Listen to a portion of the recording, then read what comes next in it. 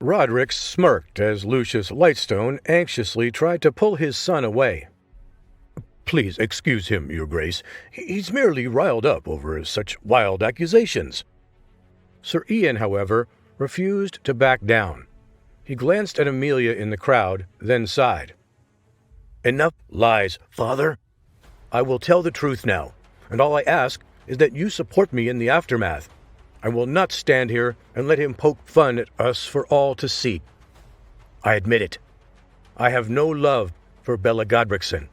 My heart is for Amelia Hayfield, and for her alone." Despite the moment, Amelia couldn't help but smile. Nathan patted her shoulder and moved towards the head table. Meanwhile, Sir Ian went on. "Sure, Amelia's from a smaller noble house, but she's good and kind and thinks of others in a way that few amongst us do. She matters to me, and I'll not let politics stand in the way of that any longer." Rodric chuckled. "Just as I suspected. You lying knave!" Desperate to try to save the situation, the High Lord Lightstone turned to face Rodric with a solemn expression. "Please, Lord Rodric, understand our situation here. It's true, the boy does love another, but there must be a way to salvage this and save everyone's honor. What can we do to make this right with you and Duke Godricson?" "What can you do, Lucius? I'll tell you exactly what you can do. There's only one thing that will save you from the Duke's wrath." "What is it?" "Whatever must be done. I swear I shall do it if it saves the situation." Rodric beckoned the High Lord Lightstone over to his side and whispered in his ear. Only Nathan's superior hearing was able to catch any of the words. 3 in particular stood out to Nathan: Raven, Hayfield, and murder. In a matter of moments, Lucius Lightstone's face grew bright red. Servants quickly rushed to the aid of their master and held him back from Rodric as he tried to physically grab him. "How dare you suggest such a thing in this house? Such vile thoughts should be destroyed. The heavens curse you for your treachery." Rodric laughed at the High Lord Lightstone's reaction. "You wished for me to propose a solution, and I have done so. Now, even your servants have better sense than you in the matter. Consider my offer, as it is the only one that might satisfy my appetites." Nathan frowned at Rodric's words as he struggled to weave his way through the crowd of party guests. Behind him, he saw Amelia bite her fingernails and wipe sweat from her palms as she struggled to witness the painful situation. There was nothing she could do about it. Lady Cecilia stepped past her husband to address Rodric directly for the first time. She had done her best to remain neutral on the matter, as Lucius had wished, but Rodric's outrageousness had emboldened her.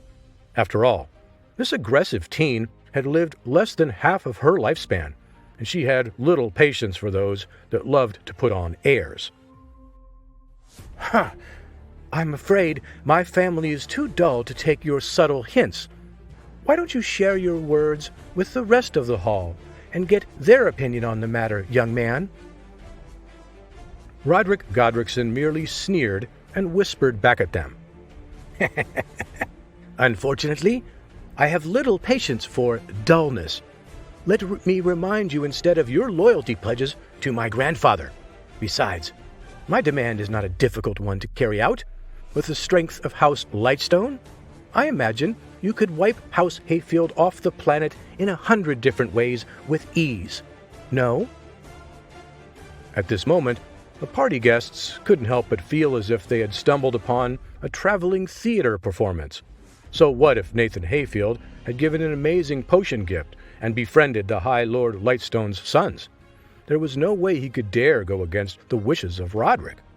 After all, disputing his power meant disputing the power of the Duke himself, and Duke Godricson was notorious for squashing any and all forms of rebellions with a heavy-handed fist. With every sentence that Rodric spoke, Amelia grew more and more terrified. Her heart began to tremble as one of Rodric's bodyguards caught her gaze. She tried her best to calm herself as she began to size up the distance between herself and the great hall doors. Meanwhile, Nathan hovered just beyond the outskirts of the front table, coldly watching the entire process without a word. The High Lord Lightstone's fist came down hard on the front table, spilling one of the several goblets that Rodric had been drinking from. Lucius stood up and pointed a threatening finger at Rodric. "Please be careful with what you say, young Rodric. My house is not a treacherous one, and no matter what you wish, we will not murder in cold blood on your behalf." Once again, servants and relatives of House Lightstone rushed to the family's patriarch. In hushed tones, they pulled him from the Duke's grandson and begged him to reconsider. This time, however, the High Lord Lightstone's spiritual energy flowed violently around him as he waved his men away and shouted loud enough for all to hear. "Ha!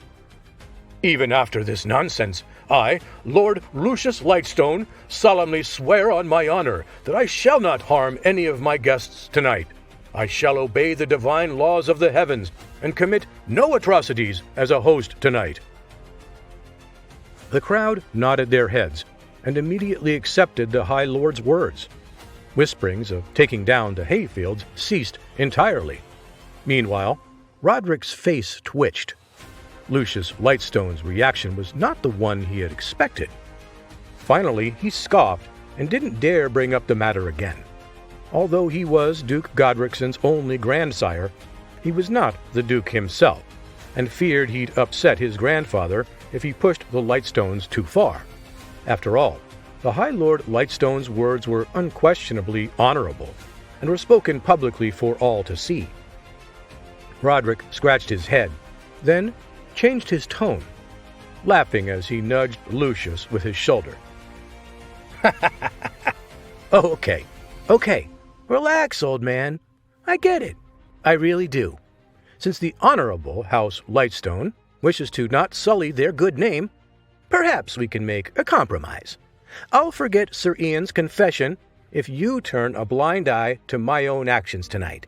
As long as you don't intervene, I'll take care of this Hayfield issue myself. All right? How could you possibly say such a thing in my house? Lucius struggled to form the proper words as his servants and relatives rushed forward to, once again, urge him to accept Rodric's words. Please subscribe to the Pocket FM YouTube channel and press the bell icon for instant notification. Check out our channel for more such exciting shows.